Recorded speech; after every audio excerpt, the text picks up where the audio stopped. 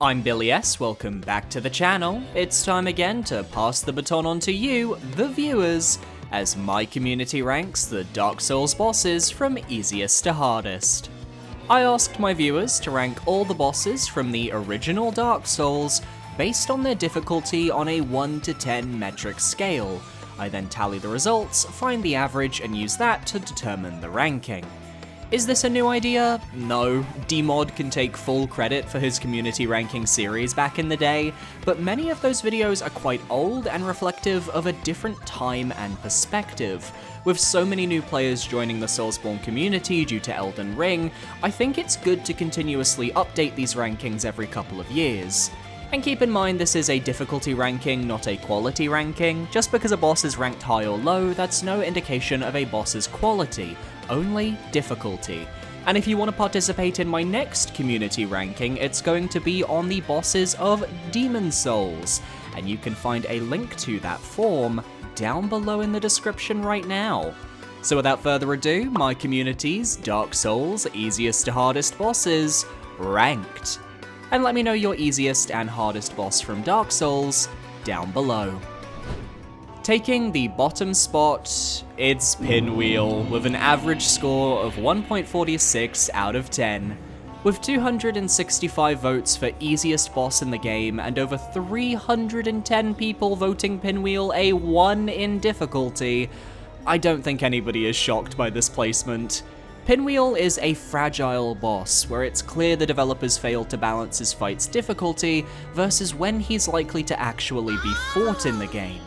Players who face him near the start may be able to get a proper fight with him, showing off his moveset of fireballs and cloning to great effect, but that requires navigating the catacombs, which is not an early game area.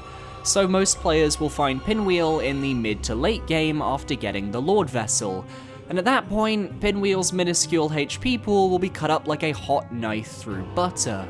He only takes a few swings of any weapon to kill, and his damage output is too low to bother a late game build. There's so much potential for a good magic-based fight here, especially with the creepy arena and the haunting music surrounding the fight. But through no fault of Pinwheel's own, his potential is squandered. One of my voters put it best when they said, "I'll be honest, I feel bad for Pinwheel because his lore is really messed up and sad, his music is cool, and his attacks look awesome when he gets them off. Sadly, the only thing he has going for him nowadays is, well, at least he isn't as easy as the Mist Noble from Sekiro." Fair play to the 8 viewers who voted him a 10 in difficulty though. I see you tried to fight the inevitable, but it wasn't meant to be. At number 25, we have the Asylum Demon, with an average score of 2.32 out of 10. Perhaps it's a good sign that the tutorial boss of the game is next on the list, proving that aside from a single blip on the radar, the difficulty scaling did start off correct in Dark Souls. Asylum Demon is your classic slow-moving, big-bootied, hammer-toting big boy, and the entire Undead Asylum is designed to teach you the game's mechanics and train you for this fight. If you choose to stubbornly face the demon on your first encounter, you will suffer, unless you're on New Game Plus, in which case go nuts. Otherwise, you'll be wrapping around to get yourself a 3 plunging attack that does a third of the work for you. His attacks are slow and deliberate, allowing players to begin learning to dodge after they overcome the initial shock of a giant enemy swinging at you. It's a perfect introduction. You might get caught by Asylum Demon's butt slam if you're not careful, and some of his swings reach further than you might expect. But it's an overall simple fight for any Soulsborne veteran, and a great teacher for newcomers looking to learn the ropes. One of our voters really proves this in their comments, saying, "Asylum Demon is such a good tutorial boss. Really good degree of difficulty for the first Souls boss I've ever faced." Another voter actually makes the claim that the Asylum Demon is harder than his reskinned counterparts, and I don't necessarily agree, but the argument is fascinating.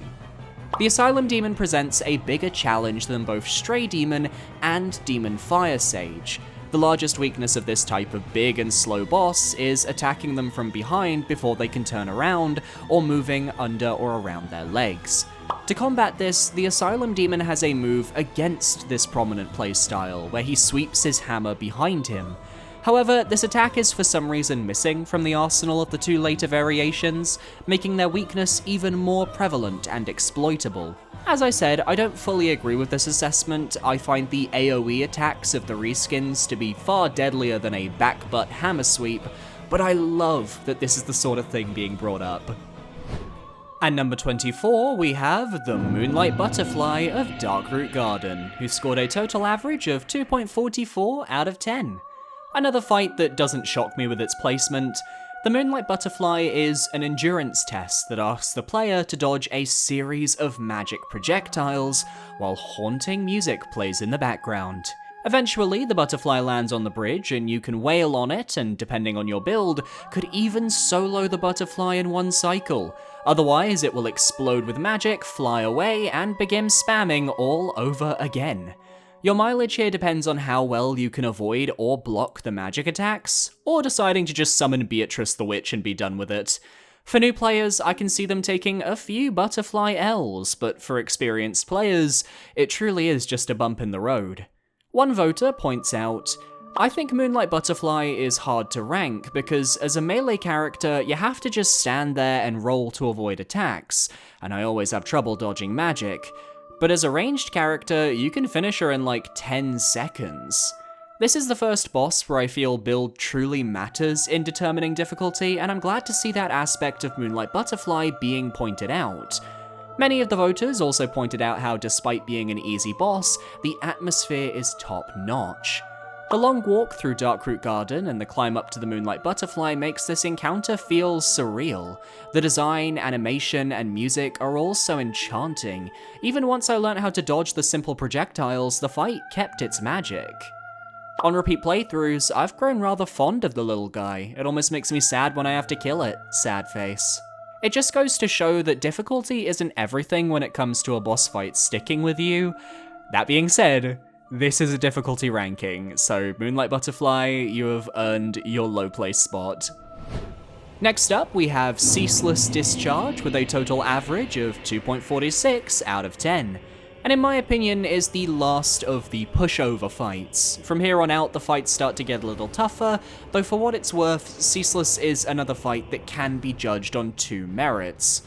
One, fighting Ceaseless normally and dodging his arm slams, which, while not difficult, does leave the door open for damage to the player, especially if he uses his large flame beam attack that coats the stage.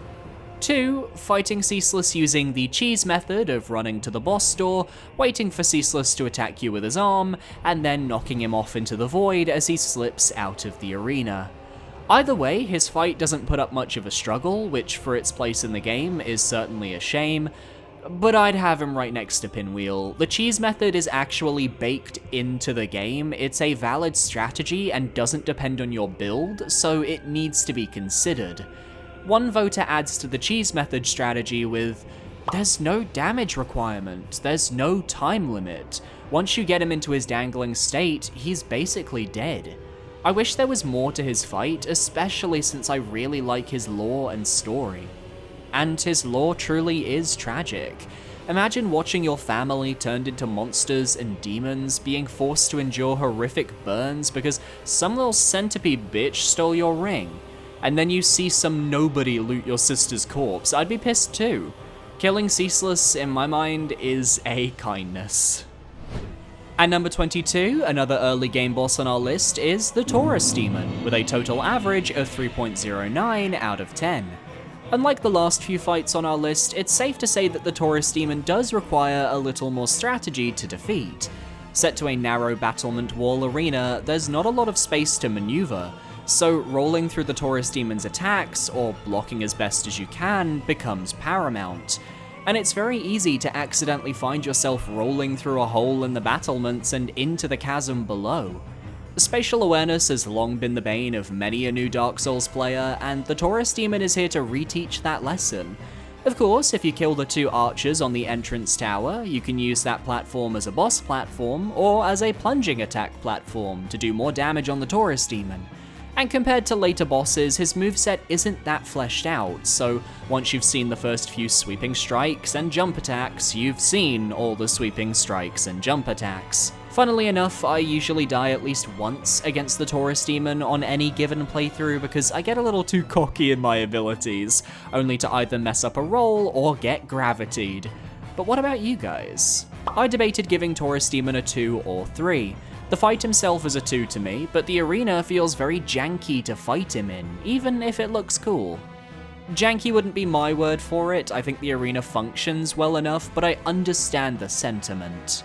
Taurus Demon is surprisingly quick with its attacks, and hits pretty hard. The purpose of the fight is to teach the player about environmental awareness and elemental weaknesses. Gold Pine Resin and a plunging attack completely melts the boss. And the Gold Pine Resin is a great shout here, as you can collect some from a chest in the Undead Burg, provided you buy the key from the merchant that opens the various doors. Use it on Taurus, and you've got a quick win whatever happens. Just missing out on the top 20, we have Dark Sun Gwendolyn, with an average of 3.66 out of 10. And this does surprise me, I'll be honest. I understand why people ranked Gwendolyn as low as they did. His HP is brittle at the late game when you choose to fight him, and his boss fight is extremely formulaic, requiring you to know how to dodge specific attacks, but once that's done, you're golden. If you have remotely any magic-resistant armor or shields, this fight will become a joke. And yet I find some of his attacks tough to dodge. The slow-moving magic orbs often clip me every once in a while, and if you get hit by one of his knives, the rest will follow and your health will be melted down. That's the thing. Gwendolyn is a glass cannon and can easily dish out what he can take. It's just a case of how experienced are you as a player to where you can avoid all of his magic attacks. Beyond that, it's a test of endurance, as you might get some good hits in before he teleports away, or you might only get a single smack instead. The RNG gods need to be on your side for a quick finish. But there are certainly a few bosses higher up on this list who haven't killed me as much as Gwendolyn, so I'm gonna give him some personal props. As for all of you, Gwendolyn is the most attractive little cutie patootie, and I want cuddling and smooching, and I'm proud of it. I know he's a man. Oh, okay. I was looking for information on his boss fight, but you do you, commenter. Next. Forbidden Soulsborne lore. Gwendolyn's room in his boss fight is finite, which means that you can, indeed, pin Gwendolyn against a wall. I'm sensing a theme here, but it is true. Gwendolyn's illusion does eventually end. Let's try one more comment. Gwendolyn is so hard that he made me— No, I'm not even finishing that. Moving on. At number 20, we have Crossbreed Priscilla, with an average score of 3.79 out of 10. And if I were judging, I'd have her below Gwendolyn, but I do agree with her low placement. Priscilla is interesting, as she's an optional fight. You can choose to ignore her and head back to Lordran without confrontation. But if you want her boss weapon and her tail weapon, you're going to have to shatter that piece. Her main mechanic, aside from wielding a very cool looking scythe, is that she can summon a snowstorm that turns her invisible, so you have to look at the floor of the arena to spot her footsteps in the snow, which will indicate where you need to attack. Beyond that, her moveset is incredibly simple to avoid, strafe around and block, so her fight is over quicker than anybody expects. There's really not much to discuss when the most memorable aspect of her battle is over in the first few moments when you break her out of her invisibility, a concept done far better in Dark Souls 3's Painted World with Sister Fried. So I'm gonna jump straight into your comments to see if you have any insight on Priscilla. Another boss who was unexpectedly difficult for me was Priscilla, mostly because I've only fought her once on New Game Plus 4 when trying to get the platinum. Her invisibility took some time to get used to, and her damage and bleed is substantial. Well, it's probably because it was a later New Game cycle and I wasn't trying to straight up kill her to get her tail weapon. Ouch, I didn't even realize Priscilla did serious bleed damage, but fighting her on New Game Plus 4, I think any boss would be hard to me in that world state. I do agree though, her tail weapon is a bit of a pain to obtain because she doesn't have a ton of HP to start off with. If you're a strength build and you're already doing a ton of damage, it's easy to accidentally kill her before actually getting the weapon, which is very annoying. Priscilla is the hardest boss by far because, like, can you live with the guilt? Can you really? You asshole. Preach it, commenter. I honestly like how easy crossbreed Priscilla is. She's not a character you're supposed to even fight. She's benevolent towards you on your initial encounter and doesn't want to harm you, mostly because she cannot harm you. She isn't a fighter. She does what little she can to try and stop you, and the invisibility mechanic makes it more memorable. This is my personal headcanon as well. It makes complete sense with Priscilla's character that she doesn't wish to fight anyone, only taking up arms when her people are threatened. At number 19, we have my least favorite boss in the game, Demon Fire Sage, with a total average of 3.94 out of 10. The Demon Fire Sage has the exact same moveset as the Stray Demon, with his AoE slams and the usual Asylum Demon moveset. But his arena is filled with tree branches, many of which are easy to get caught on as you're rolling or running away from attacks.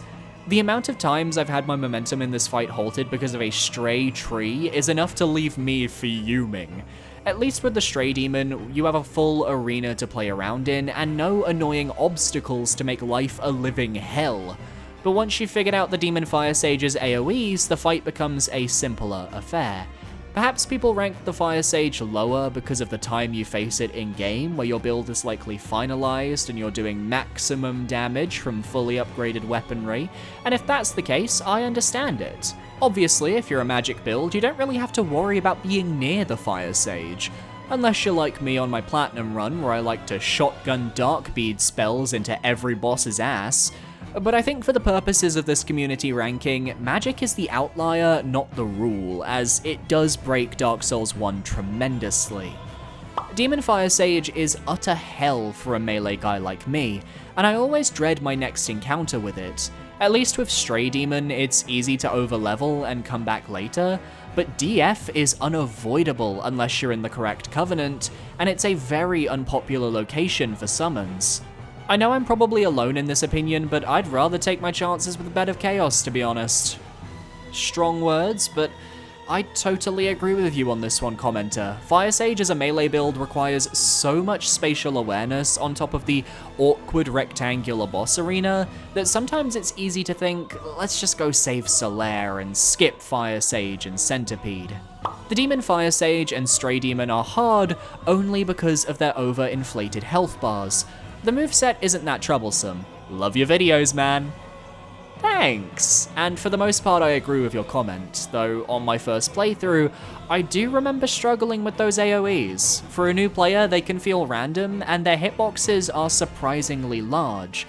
But their fight does drag on due to those overinflated health bars. That is a take I can get behind. At number 18, we have the Iron Golem, with an average of 4.07 out of 10. The boss of Sen's Fortress, I think it's a good thing that the Iron Golem is considered as easy as it is, because nobody wants an extremely difficult boss fight at the end of an area like Sen's Funhouse of Murder, do they? No, the Iron Golem, like the Tower Knight from Demon Souls, is a powerfully large suit of armor with a surprisingly brittle set of ankles. You have to hack at the legs long enough to stagger the golem so it falls down, allowing you to then strike at its head for major damage. Of course, it's possible to have the golem fall down from stagger and straight off the arena, which nets you an instant win, but flip that coin over and the golem can easily pick you up and yeet you off the arena into oblivion for an instant win. The Iron Golem grab was always one I felt had a wonky hitbox, as I've had many past instances where I feel I've dodged the attack, only to get rubber banded back into his clutches anyway. From range, the Iron Golem can fire sword waves, but they almost never amount to anything, as they're angled at a sharp downwards trajectory. At melee range, he'll never use that attack, and at magic range, you're way out of range of that attack. Just remember to kill the giant up the stairs nearby so you don't get bombed from behind. Iron Golem feels like a perfect difficulty for where it is in the game, but that comes at the cost of memorability for me. After ringing the bells, I always think about Ornstein and Smo. Iron Golem tends to get lost in the shuffle. Iron Golem is one of the most forgettable bosses, which is a shame at the end of such an iconic level as Sen's Fortress. He's just store-brand Tower Knight, now with gravity, but lacks the intimidation factor of his predecessor. Sums up all my points beautifully, but on the other hand... Iron Golem will always be my favourite base game boss. Never once cheesed him, and his design is amazing. Sweet boss weapon and a great OST makes for a great fight. Once again, I love that this series shows how every boss has haters, but also lovers. Good on you, Iron Golem. At number 17, we have my guilty pleasure boss, the Gaping Dragon, with an average score of 4.13 out of 10. Gaping is the boss that received the most 4-point difficulty ratings on the poll, with 115, and that's exactly where I feel Gaping belongs. This isn't the easiest boss in the game due to the sheer size and the initial unpredictability of the moveset. If you're a new player, you should have no idea what to expect when the Gaping Dragon climbs into the arena. But for experienced players, the various charges, tail sweeps, claw swipes, and vomit puddles are just par for the course nowadays. I still find certain aspects of the Gaping Dragon tough, such as how the hitboxes can clip you on its charge, or those tail sweeps being brutal if you're not looking out for them. Do what I do and cut that tail off pronto, both for the ease of fight and that sweet, sweet weapon. And kill the channeler overlooking the arena lest you want a harder fight, or maybe that is what you want. I always prefer to fight from the sides or the back of the dragon, as staying near the gigantic mouth makes you liable to be grabbed and eaten, and I'm not about that life personally. A slight bump in difficulty for new players going through the depths, but one you won't struggle with as much on a replay. There's one comment specifically that sums up exactly why I love the Gaping Dragon, so I want to highlight it. The Gaping Dragon, while certainly on the easier spectrum of bosses, was my first, oh crap, I'm playing Dark Souls moment. And after struggling in the depths for what seemed like ages, walking into a vast, damp expanse, I had no idea what to expect. That's when the boopable snout emerged, then the maw of teeth and the blood-curdling roar. I almost beat him on my first attempt, were it not for me running right off the edge to escape the dragon's acid vomit. I know there are better bosses in this game, but it will always have a special place in my heart. Gaping Dragon's difficulty was always in that initial intimidation factor, and that's why I can't agree with people who think it's one of the easiest bosses, as first-time Souls players are going to have a tough experience with the fight, and veterans will get clipped once or twice by those charges. At number 16, we have the Stray Demon, with an average score of 4.21 out of 10.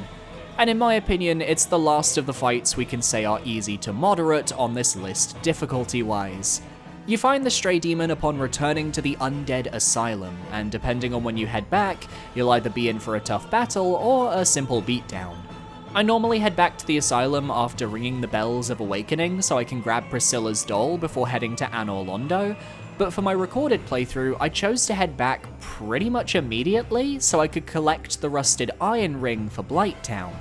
Because of this, I had a long, intense fight with the Stray Demon that ended up being a personal favourite moment for me. Not because I enjoy the fight or the moveset, but because I proved I had mastered these big bootied boyos with an extremely clean fight. The AoEs themselves are easy enough to avoid once you understand how they work, but their reach is surprisingly large and they do a ton of damage, so tanking them isn't an option. I think it's fitting that this half of our list is finalized with a reskin, as from here on out we're getting into tougher fights. While I'm not in love with the littering of Asylum Demon clones across Dark Souls 1 and 3, I do really enjoy the Stray Demon encounter. I love the revisit to the Northern Undead Asylum, and it's a fitting end with a rematch where both combatants have gotten much stronger. My one complaint is the fall to begin the fight. I agree, I love you can hear the Stray Demon stomping around at the start of the game if you look to your right after exiting your starting cell. The only reason I gave Stray Demon a higher difficulty rating than Demon Fire Sage was the guaranteed fall damage and the fact that hollows can follow you in. They're basically the exact same fight otherwise.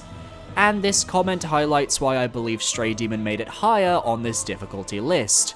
Forced fall damage was only ever a thing in Dark Souls 1, and it's just unfair. Combine that with the hollows you have to kill every time you want to start the fight, and yeah, it's easy to get accidentally ambushed if you're not careful. Taking the number 15 spot, we have the Centipede Demon with a total average of 4.8 out of 10. Now for me personally, I think Centipede is a harder boss than people are giving it credit for, because not only does it have one of the most annoying arenas where the only viable spot to fight the boss involves jumping over lava that will damage you, but then there's the RNG of actually getting the boss to approach you on dry land. Sure, if you're a ranged build, you'll likely not have much issue against Centipede, but this is one of the worst fights in the game for a melee build. Stretchy slam attacks that don't leave the boss open long enough for you to get good hits in, and God forbid the boss decides to sit in the lava and spam its long-reaching attack instead of actually closing distance. If you're lucky, you can cut off the part of the boss that contains the orange charred ring, which allows you to walk on lava without much pain, and alleviates the worst of the fight, but that's such an arbitrary aspect of the battle, and not something most players will have happen. The Centipede Demon confuses me. Its moveset isn't completely awful, I like the idea of cutting off its arm to get the ring needed to walk on lava, but why do you start on such a small platform? Yeah, I agree, the entrance to the boss arena should have taken us out into that portion of the area that isn't coated from head to toe in lava. It's just tedious having to do parkour every time you want to fight Centipede without worrying about the orange goop. Centipede Demon has always given me the most trouble out of any boss in this game. The cramped arena, the difficult to distinguish attacks, this boss is just a visual disaster for me, an orange blob of hitboxes that I still can't get a grip on. It's not the boss itself that's the problem here, it's everything surrounding the boss. Awful arena design, attacks that, at least for me, feel difficult to read, and if you played the original Dark Souls, you had to deal with the fluorescent lava textures. I'm sorry to anyone else who went through that.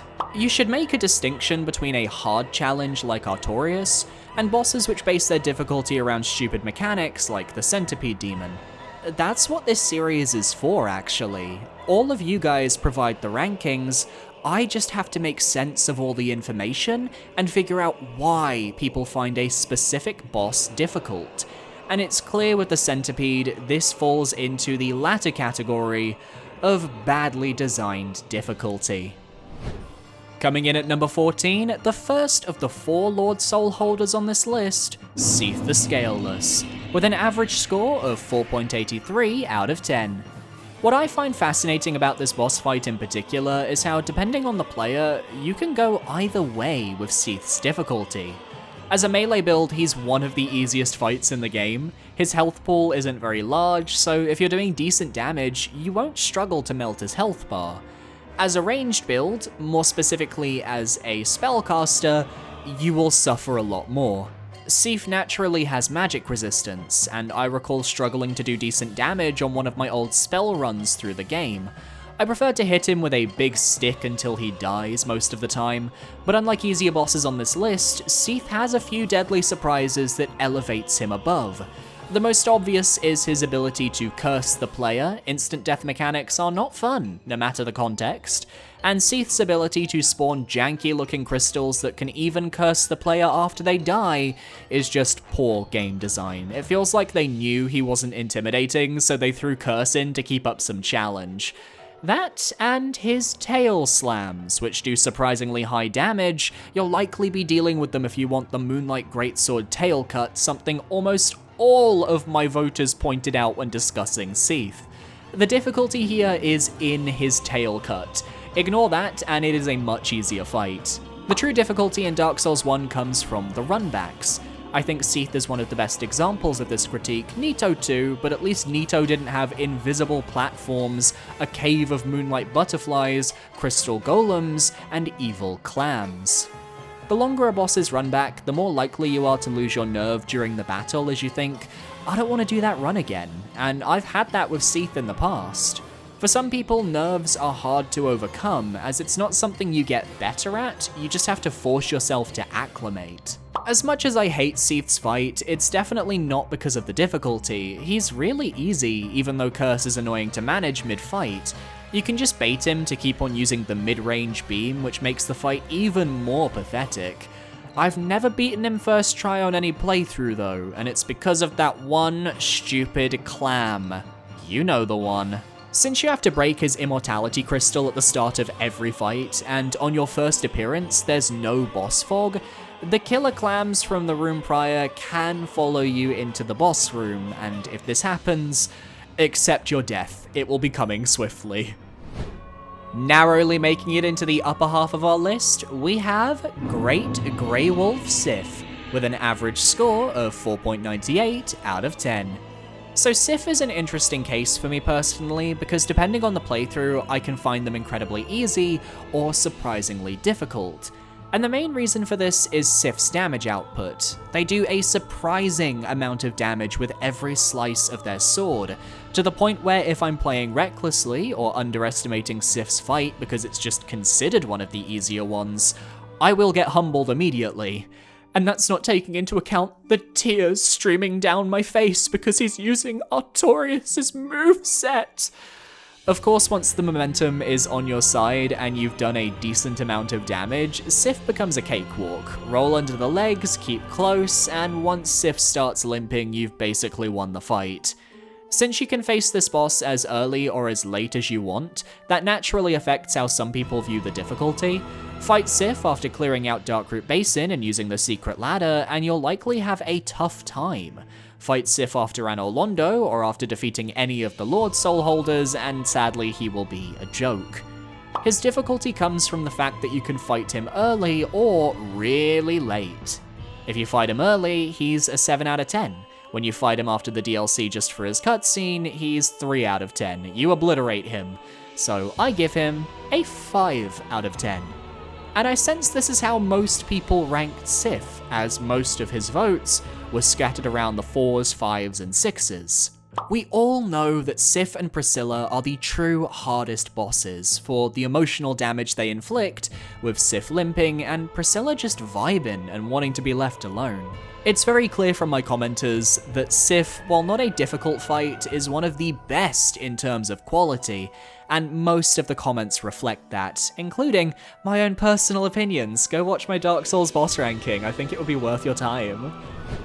At number 12, we have one of the first early game walls, the Bell Gargoyles, with an average score of 5.37 out of 10. Now let me quickly address something. Yes, the Dark Souls 1 gargoyles are called the Bell Gargoyles, not the Belfry Gargoyles like I accidentally called them in my Dark Souls 1 boss ranking video. I'm sorry, my first Souls game was Dark Souls 2, I first met the gargoyles there. Does it matter? I'm pretty happy to see the Bell Gargoyles make it high on this list, because I'll say this right now, I still struggle with these guys on a bad day. On a new game, maybe not, I usually overlevel before reaching them in the parish, but New Game Plus and beyond, I think the Gargoyles are brutal with much higher HP, and the ability to tank more hits by proxy. But for a new player, getting double teamed is going to stick out. It's a well done gank fight that doesn't chuck you in at the deep end, as you can learn one Gargoyle's moveset before the second joins the party, and the second has a HP handicap to give you a fighting chance. But fighting atop a rooftop with no guardrails, the threat of gravity, and the long reach of the boss's spears acts as the true difficulty for the fight. Then they break out the flamethrower breath attacks, and if you get caught in one of those, it's over. I think we all struggled with our first Soulsborne gank fight, and for people who started with Dark Souls, this was their first taste of a multi-enemy boss battle. Although to a veteran Souls player, the Bell Gargoyles might be one of the simplest gank fights of the series, to a new player, the Bell Gargoyles can undoubtedly make newbies shelve the game indefinitely. New players likely have yet to learn how to fight enemies properly without lock-on feature, so having two bosses appear will split the lock-on and mess with the camera. It truly is a trial by fire. I don't use the lock-on as much in Dark Souls 1 anymore, but on my first playthrough, it was my crutch, my guiding moonlight, if you will. And the Bell Gargoyles definitely made sure to let me know the downsides of the lock-on system. If I replayed the game, then the Bell Gargoyles would probably drop, but the experience of this being my first Souls game and both of them clowning on me for a long period of time while I was a rookie at the combat was memorable enough. They're one of the best fights to get better at because they did act as such a wall for so many players. I have many comments of people saying how they almost quit the game because of the gargoyles, and if that's not an admission of early game difficulty, I don't know what is. Just missing out on today's top 10, we have Chaos Witch Quelaag, with a total average of 5.42 out of 10. I personally have Quelaag in the same category as the Bell Gargoyles, where for my first ever playthrough, I struggled against her. The lava her spider form can spew coated the arena and left me nowhere to really run, and I found myself caught in her AoE blast more often than I'd care to admit.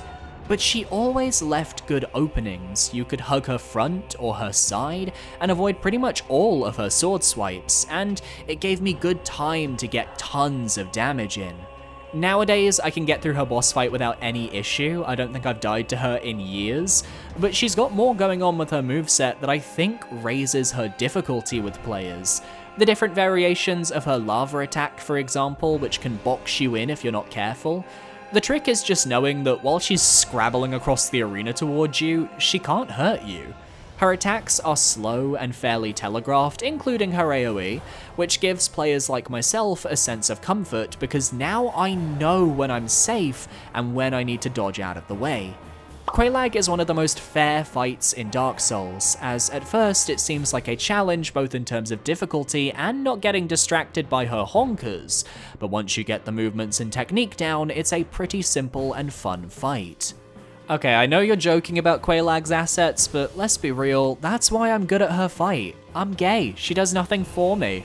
It's a shame there aren't any more major Quelaag comments, just a few simple sentences from voters that didn't fully elaborate on her fight. But next time, I challenge players to start a new game, Master Key down to Blighttown, and try killing Quelaag first before doing the gargoyles. It adds to the difficulty and can make her fight feel fresh and new again. Viewer, you found me, I'm yours. And now that I've got your attention with a niche reference, I'm trying to reach 20,000 subscribers by summer of 2024, and you, yes you, can help. Look at how many of you aren't subscribed to the channel, so be sure to parry that subscribe button to stay up to date on all my latest rankings. Back to the video. Starting off our top 10, we have Gravelord Nito with an average score of 5.79 out of 10. Nito is definitely up there as one of the tougher fights in Dark Souls, but ironically, none of it is due to Nito himself. I personally think his moveset is fairly basic, and aside from learning the timing of his Gravelord's sword burst to avoid potential damage and toxic buildup, there's not much you need to worry about. Yes, he has a giant AoE Death Aura attack that will likely hit you as you try to escape, but it also acts as a deterrent against the many skeletons you'll be dealing with during Nito's fight, because that's where the difficulty comes from, his minions who won't stop respawning. When you enter the boss arena from a very long boss run back, might I add, you take some forced fall damage, which sucks, and then you're attacked by basic skeletons while Nito makes his way towards you.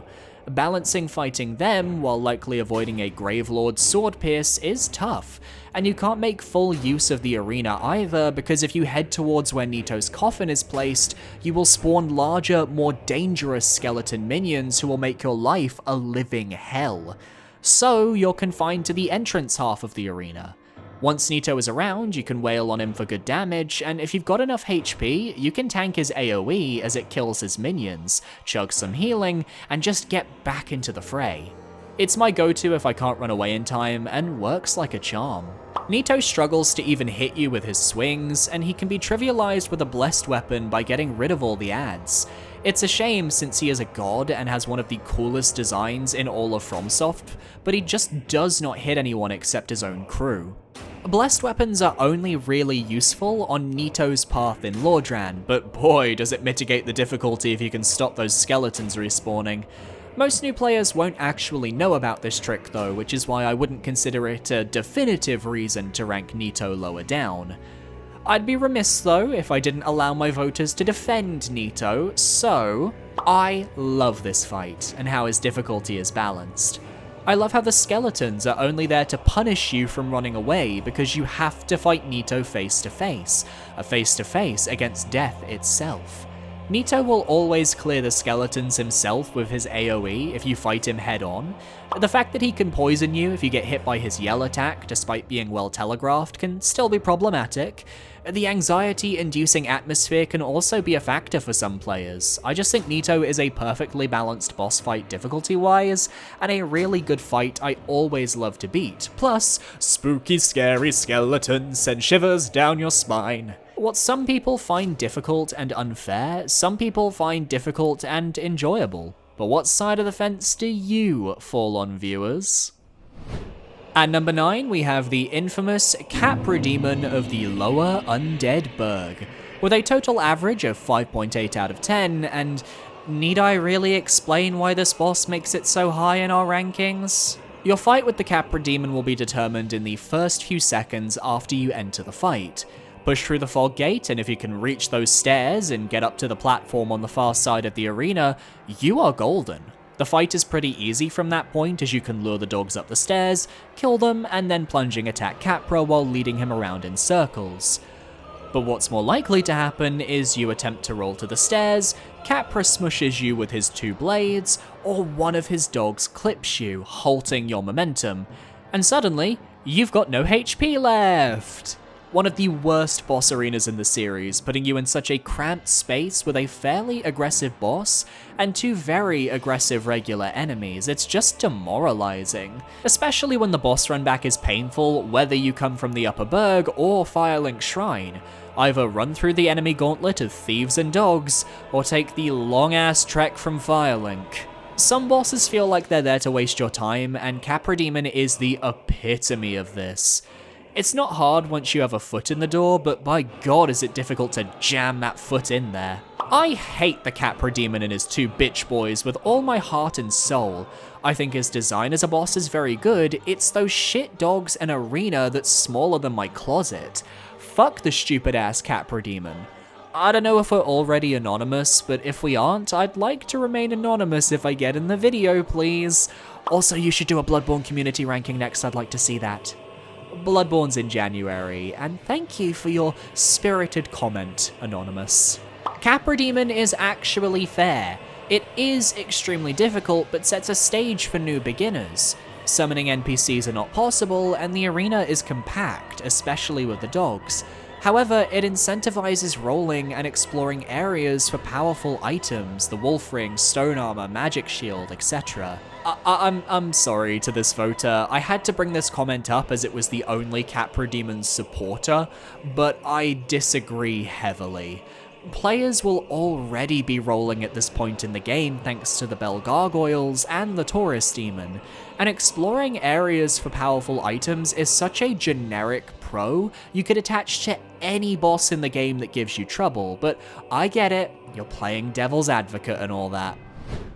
At number 8, we have the boss I was most curious about, Gwyn, Lord of Cinder, who scored an average of 6.07 out of 10. Why was I curious about him? Well, I wanted to see who would win. The parry gods, who can defeat Gwyn with their eyes closed, or the unparryables, who can't manage the parry timings or choose to fight Gwyn without the cheese. And I think we're somewhere in between right now. As we all know, most of Gwyn's attacks can be parried, which makes his fight trivial. You'll be seeing my awful Gwyn footage playing over and over again in this video where I can parry certain attacks, but not everything. If you choose to try and do this strategy, you will likely finish Gwyn off quickly and efficiently, but I bet many players in the olden days of 2011 never parried Gwyn on their first go. And without that method, I think he's one of the most aggressive base game bosses, if not just the most aggressive, towards the player. You don't get any time to heal between his wombo combo or his grab, and his damage output is shockingly high. Gwyn is so weird for me. I beat him with very little issue and fanfare on my first playthrough, but then on New Game Plus he beat my ass so hard I had to learn how to parry. Also a debate for worst, or at least most boring run back in the game. The moment you face Gwyn on anything other than New Game, his damage output becomes deadlier and deadlier, and parrying really is the true name of the game. Also, gonna defend his boss run back, killing the various Black Knights nets you a ton of late game upgrade materials that I think make it worth the effort. With Gwyn, if you parry, it is really easy. If not, it is really hard due to input read when healing, plus he being fast. Agreed, Gwyn feels like the only boss in the game who actively sees you healing and thinks, "Ooh, I'm gonna fuck your shit up." It's normal to expect that in games like Elden Ring, but not the original Dark Souls. People often talk about Gwyn as if he's trivialized by parrying, but they don't talk about how fast all of his moves are besides that one slow attack. And you won't know which one it is till it's out. Not to mention you have to use inconsistent environmental obstacles to block his anti-healing homing attack and get off a single Estus during the fight. The pressure is insane, and there is no respite, and often offense is your only defense. So yes, Gwyn can be parried, but for the average player, his speed and the pressure he outputs is enough to mitigate that ease and place him high on our list. Taking the number 7 spot, we have the Sanctuary Guardian with an average score of 6.12 out of 10. Does it shock me that all the DLC bosses are in our top 10? Absolutely not. I think when they developed these guys, they saw the speed of the base game and thought, let's make bosses that push the players to their limits. Sanctuary Guardian is extremely fast moving, not giving the player much time to heal before an electric blast hits you in the face, or strikes the water nearby, which conducts into you to deal damage. Or how about that toxic tail that can ravage your health if you get hit by it too much? The Guardian is constantly in the air or moving about, which makes it difficult to fight both as a melee build and magic build, which I find pretty impressive. I always struggle for my first few fights against the Guardian each time I play, but then I'll have an attempt where it all clicks, and if you're facing the DLC at the end of the game like intended, you'll likely be doing far more damage than the Sanctuary Guardian is capable of taking. Its HP pool is smaller than you might expect, and a solid strength build can cut through this guy in around 8 to 10 hits. In my first playthrough of the DLC, I struggled far more with the Sanctuary Guardian than with Artorias, mostly because the Guardian's attacks are too erratic, kinda like the first phase of the Guardian Ape, and he doesn't let you much time to heal. Surprisingly enough, I like the erratic nature of this boss. It feels so different from everything else in the game, to the point where I feel like it did come from Dark Souls 3 and got yeeted back in time by Manus to be in Dark Souls 1. I've always appreciated Sanctuary Guardian as a boss that, although is not insanely hard, especially in replay, has a good solid challenge in a unique way that serves as the perfect opener to the DLC. Sanctuary Guardian starts the DLC with that fun, fair combat like Quelaag or Gargoyles that only improves as the DLC continues. Super underrated, might be biased as a Soul Level 1 player though. All this is telling me is I need to do some Soul Level 1 playthroughs to see if I gain more appreciation for certain bosses. But the comment that I relate to most is this. Sanctuary Guardian is such an odd boss. I always forget about him when thinking about the DLC, as such I never formed a solid strategy for him. He's a boss that you just forget is there, which I think helps with his difficulty, because I never remember the strategy to fight him on my first attempt. Sometimes being forgettable is actually a perk. And speaking of forgettable, did you know last week my Soulsborne video was about forgettable bosses? Link in the top right corner or in the description. Missing out on the top 5, we have the Bed of Chaos with a total average of 6.41 out of 10. Another boss I'm not shocked to see as high as it is, Bed of Chaos joins the Capra Demon in the "this boss is difficult due to bad design" club, as we face our first true platforming boss of Soulsborne. Bed of Chaos has 2 weak spots you need to attack, and once destroyed, the floor at the center of the room crumbles, revealing a wooden path to the main Chaos bug controlling the creature. Of course, the arena crumbles around you as you go, forcing you to platform around certain gaps, but you have to take it slow so you don't accidentally run into a pit you can't see coming. But you can't be too slow or Bed of Chaos will smack you with one of its limbs, which will also knock you into a pit you didn't see coming. Luckily, your progress is saved between attempts, so you'll always have a sense of progression, and the arena stays crumbled, so you eventually will see the path you need to take. But for a first-time player, or for someone who hasn't played in a long time, this is awful. For me, I've fought the Bed of Chaos enough to where I know the general tells for how to get where I need to go, including that last jump to the central platform. But nothing prepares you for getting firestormed mere moments away from the chaos bug that ends the fight. I know people hate on Bed of Chaos, but my first time playing the game, the sense of scale was very cool, and I didn't find the platforming to be challenging at all. Sure, it's a mechanically simple boss, but the presentation goes pretty far to make it a very memorable one for me. The problem with platforming and navigation is that it's an aspect of gaming that some people are just better at than others. If you struggle with platformers or precision movement, Bed of Chaos is your nightmare. Otherwise, it could be a simple couple of attempts boss and you'll be one and done. Bed of Chaos was a pretty hard boss to rank. It doesn't feel right to call it a difficult fight because of the saved progress, but it also doesn't feel right to call it easy because each time I play the game again, I tend to die a good amount of times. I think a good way to judge boss difficulty is simply, are you dying? If yes, it's probably difficult. The saved progress is what keeps Bed of Chaos in the difficult but semi-fair category of boss fights. If you take away that saved progress, it would be the most unfair boss in the series. The Bed of Chaos is unintentionally difficult, with the most bullshit platforming nonsense being forced down your throat. I wouldn't say that's unintentional though. The developers clearly intended to make the Bed of Chaos a platforming challenge. What's unintentional is how the boss wasn't very refined due to the development time for the game being cut dramatically while they were developing Lost Izalith. At number 5, we have the Four Kings with a total average of 6.61 out of 10. And I'm actually glad that Bed of Chaos missed out on our top 5 because all the remaining fights are intentionally difficult. The Four Kings are interesting as depending on your build and damage output, you're either going to have a great time or an awful time. The trick to this fight that many don't realize is that you need to close distance. The Four Kings have a unique property to their swords where the tip deals more damage, meaning if they hit you from far away, you're likely to take a beating. So instead, you have to run up to them and just start smacking. Of course, they have a variety of moves to deal with. Once close, you can tank their sword attacks, but then you have to watch out for the AoEs, which force you away, their grab, which can be tough to spot, and that one ranged attack that circles around you from their sword. If you've got a high DPS, the best goal would be to kill each king in turn before the next spawns, but I recognize that's not always possible.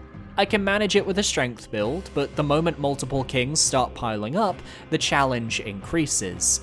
They do hold back so that only one king is taking the full brunt of aggression at any given time, but I understand people's complaints with this fight. I can't relate, but I get the frustration. I think they're a well-designed gank fight that acts as a legitimate DPS check, and if you can pass it, hallelujah. If you can't, maybe you need to work on your build. And for me, I wouldn't say that's a negative, I would say it's a challenge. The Four Kings could have been a much more challenging fight if Havel's armor didn't exist. Okay, but most players aren't going to swap to an armor set that they don't necessarily enjoy for a single fight. I think if you're resorting to Havel's armor, you're doing something wrong, and I wouldn't necessarily call that the game's fault. That's just you trying to break Dark Souls 1's poise mechanics. My boyfriend's gonna kill me for defending this quartet, he hates this boss. The handicap that you can only fight with just one ring, the arena being totally black which distorts your vision, and indeed the lack of time you have before the next king appears, makes you to be strategic and to dodge an attack in a very fluid combat. You know, I didn't even think about the ring handicap, as of course you need one of your slots to hold the Covenant of Artorias. I wish more Soulsborne bosses were willing to play around with aspects such as what rings you can wear or how many buffs a character can have for a given fight. God forbid I try this boss at Soul level 1 though. I think the Four Kings difficulty is well earned and deserving of a top 5 finish, but I don't know if I could go through with that. We're taking a major jump as at number 4 we have Knight Artorias with a total average of 8.13 out of 10. That is a 1.52 score increase and a totally deserving boost for these last few fights. Knight Artorias is a fun boss to rank difficulty-wise because I'd say of the Dark Souls bosses, he was the second toughest for me on my first ever playthrough. I spent hours upon hours learning his moveset, figuring out how to dodge his attacks, and how to put it all together to ultimately defeat him. Yet now, going back to fight him, I can down him in a couple of attempts. I don't think it's fair of me to then say, oh, he's easy, because he's not. I just got good and have a significantly larger amount of experience with this genre. His attacks come out fast, from his spinny flips, wide sweeps, and sword thrusts, to his ability to chuck a biscoop at you on the fly. He can buff himself throughout the fight, though you are able to knock him out of said buff with enough damage. Or if you want a harder challenge, let him finish it. Self-imposed rules have always made the games harder after all. The hardest part is when you take damage and you're scrambling to find a good healing moment, as 9 times out of 10, Artorias will catch you when you're healing and make said attempt useless. His movements feel more at home in Dark Souls 3 or Bloodborne, while you're stuck with 4-directional dodging. Artorias' attacks are telegraphed, and since you don't have much time to breathe between one and another attack, you can really nail a good fight against him just by learning all his patterns and timings. This is why I feel Artorias is so good to fight. You can learn every attack, learn how to dodge every blow in a way that bosses like Manus or the Sanctuary Guardian just don't have. When a boss is too erratic, the moveset doesn't flow as well, which is harder, but is it as satisfying? Artorias is quite hard, but once you've mastered his moveset, it's more like a satisfying dance of a battle. Manus and Artorias are the only 2 truly difficult bosses in Dark Souls 1, but that's mostly because they're so fast in a game so slow. Artorias, fight good.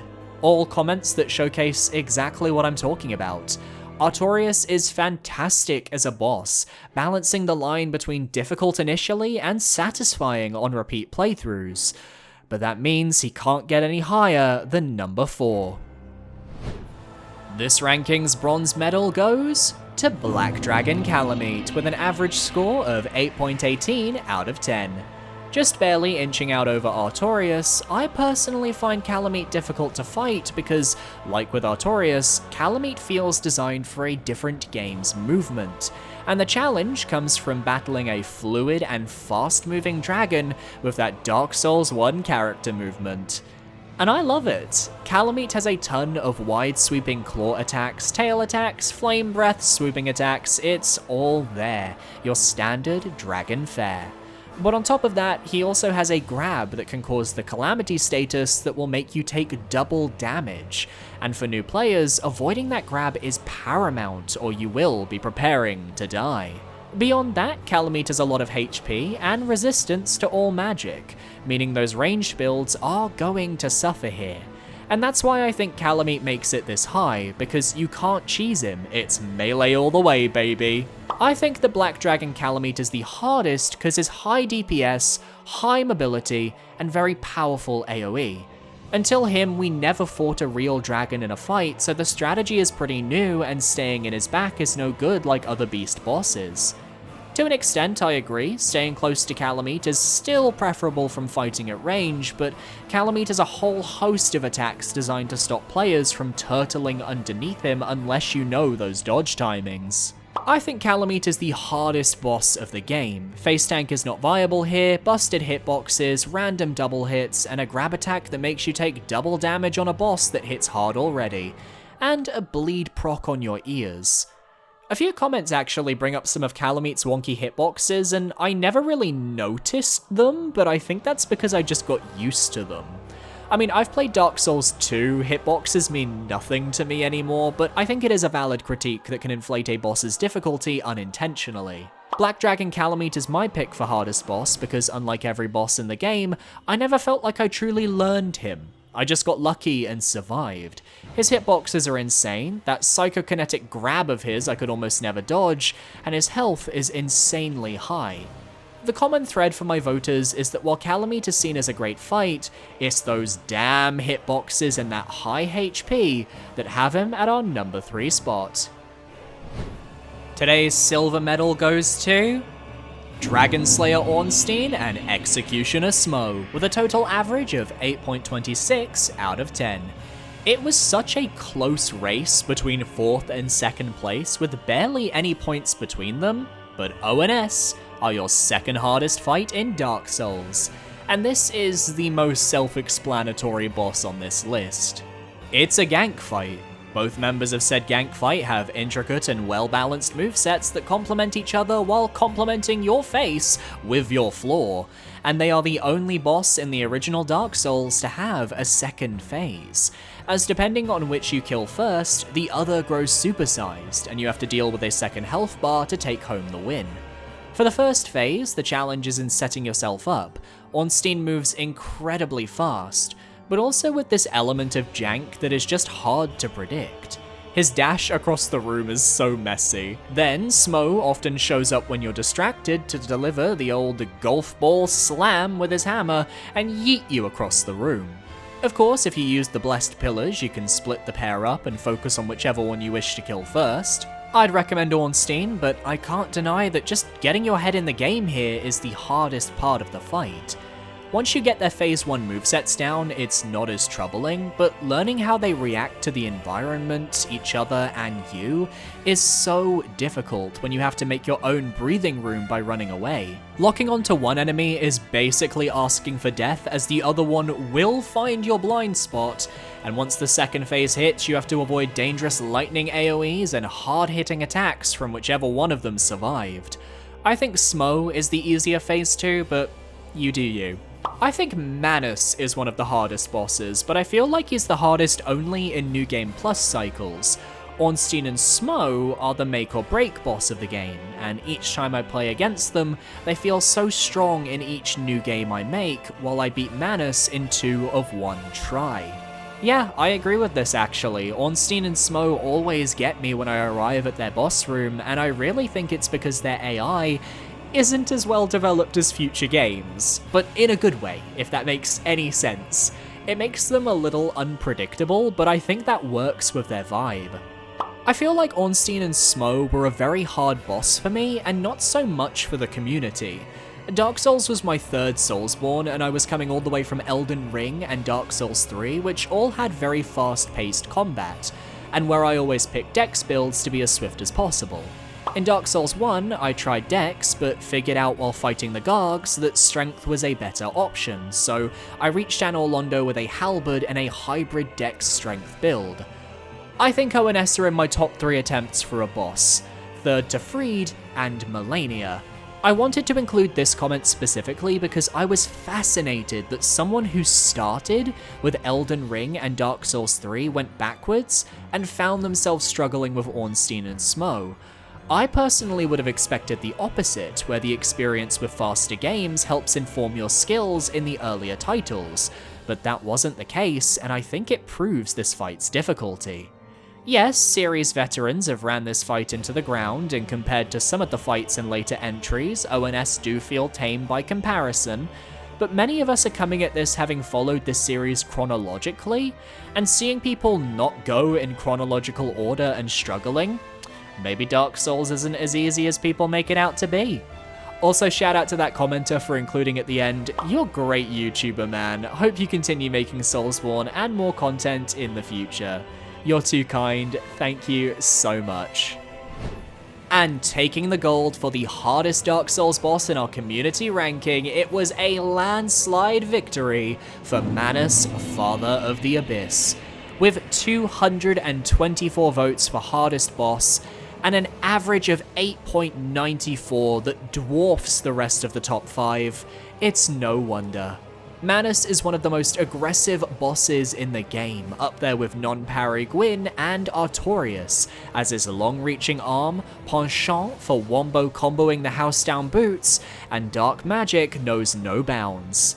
It's no secret that Miyazaki was already working on Bloodborne when the Artorias of the Abyss DLC launched, and you can see that in the way Manus looks scarily similar to a cleric beast, and his aggression almost feels like an advertisement for the direction From Software was heading next. His attacks are brutal, but he gives you more chances to heal than you might think, though his high HP makes up for this as the fight turns into a true test of endurance from beginning to end. I'm actually convinced his aggression increases with less health, as I've had many experiences learning Manus's fight, where I'd get him low on health and then he'd just go ballistic with his toughest moves to ensure his survival. Alongside Artorias, this was also the fight that took the most time for me to learn in my original playthrough, on keyboard and mouse with the original Dark Souls PC port without the DS Fix extension. Those of you who know what that means, you know that I have been to hell and back with this guy. Then there's the dark magic attacks. They can all be dodged if you didn't find the pendant in Ulasil, which is what my partner experienced, while I got the fun of using the pendant and hurriedly switching back to my Estus, praying I don't misclick a button. Very fun. The hardest boss has to be Manus. I've run through Dark Souls 1 at least half a dozen times, and bosses such as Woedenaz and Artorias just don't give me that big of a challenge anymore. Manus, on the other hand, still gives me a ton of shit on repeat playthroughs. People complain about Freed being too fast for Dark Souls 3, however no one talks about the fact that Manus is far too fast for Dark Souls 1. The thing is though, I don't think he's too fast for Dark Souls. Do I think it's pushing the boundary? Yes, but it's just the right speed to where you can learn this moveset and improve at the fight, without it being blatantly unfair. That's my view of it, having put many hours into Manus to form that opinion. But are there players who find Manus easy? This won't be a popular comment, but I've never found Manus as hard as his hype would suggest he should be. I know why Manus should be challenging. He's so frenetic, maddeningly leaping and bounding like a chihuahua on steroids that just found a magic staff of untold power and is determined to pet you with it as hard as he can. Plus, the myriad of different attacks coming in via such a chaotic flurry should be impossible to manage, especially in Dark Souls' slow movement speed. But every time I seem to fight him, just matching his speed as best I can, constantly staying on the move, and then dashing in for quick stabs seems to work consistently. For every boss that someone struggles with, there will be someone who found it easy, or at least not as difficult, even Manus, Father of the Abyss. And I love that these people exist to prove that there truly is no correct answer with these polls. You could be in the minority on a topic and be just as valid. Though Artorias was my favourite, Manus felt like the epitome of a hard but fair boss like the community loves to talk about. Every death felt like my own fault, and when I finally beat him, it's because I played well. I didn't get lucky. I didn't brute force it. I got good. I think that's a very satisfying comment to end this on. When you can just get good in a positive way, it's the best feeling in the world, and I genuinely believe Manus can give that feeling to anyone or everyone if they just let him in. Or you can face tank him, do what you feel is right. And that's your list. Thank you to everyone who participated in this community ranking. It was so much fun to read your thoughts and compile all the statistics. There were so many comments, and I can only feature a few per segment, so if I didn't get to you, I'm so sorry, but I did read them all. Next month, we'll be taking it easy with a Demon Souls community ranking of the boss difficulty, which you can already find a link for down below. Easier bosses overall in that game, so it'll be less stressful for me before Christmas break. So be sure to parry that subscribe button to stay up to date on all my future videos, and I hope you enjoyed. I'm gonna go have a rest now. My socials are on screen, feel free to follow where you feel comfortable. I recommend my Twitter, my Blue Sky, or my Discord. A massive shout out to my patrons over on Patreon for supporting me this month. You guys are amazing, and I'll see you guys next time for another video. Adios.